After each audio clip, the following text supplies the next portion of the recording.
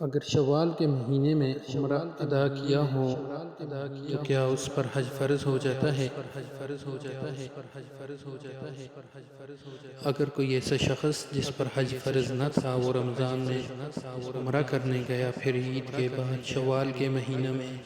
اس نے مکہ مکرمہ جا کر عمرہ کر لیا، یا ماہ شوال میں اپنے وطن سے عمرے کی ادائیگی کے لیے گیا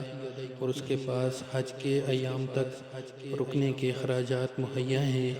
اور حکومت کی طرف سے حج کی اجازت بھی ہے، اور اس نے پہلے حج فرض ادا بھی نہیں کیا تو اس پر حج فرض ہو جائے گا۔ اور اگر حج کے ایام تک رکنے کے اخراجات نہ ہوں یا قیام کے اخراجات تو ہوں لیکن حکومت کی طرف سے اجازت نہ ہو تو اب اس پر حج فرض نہیں ہوگا، اور جو شخص اپنا فرض حج پہلے کر چکا ہے اس پر شوال میں عمرہ کرنے سے حج فرض نہیں ہوگا۔